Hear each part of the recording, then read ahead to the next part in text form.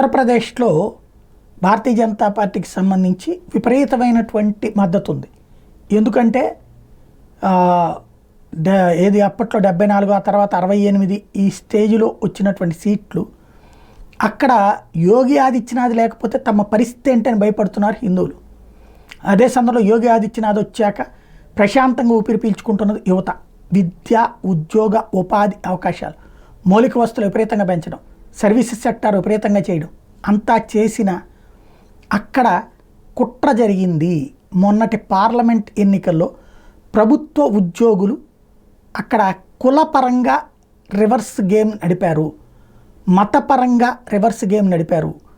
ఎవరైతే booth level officers ఉంటారో, BLOs ఎవరైతే ఉంటారో వాళ్ళు ఎవరైతే యాదవ కమ్యూనిటీ కావచ్చు, ముస్లిం కమ్యూనిటీ కావచ్చు ఒక్కటయ్యి అక్కడకు స్లిప్పులు పంచాలి. వాళ్ళు ఆ ఏరియాలో స్లిప్పులు పంచాల్సినటువంటి వాళ్ళు వాళ్ళ బ్లాక్స్లో స్లిప్పులు పంచలేదు. అంటే మనకి ఇంటికి స్లిప్ రాబోతే ఓటు ఎక్కడికి వెళ్ళేయాలో తెలియదు, అలా కావాలని పంచలేదు. పర్టికులర్గా ఈ వర్గాల వాళ్ళు అధికారులుగా ఇన్ఛార్జిగా ఉన్న ప్రాంతంలో అన్నటువంటి విషయం ఇప్పుడు బయటపడింది. ఏదైతే సీట్లు ఎందుకు తగ్గినాయి అన్నది లెక్క తీస్తే మేము ఓటేయడానికి సిద్ధంగా ఉన్నాం, మాకు ఓటేయనీ లేదు కదా. ఎందుకంటే పర్సంటేజ్ ఆఫ్ పోలింగ్ కూడా బాగా తగ్గింది.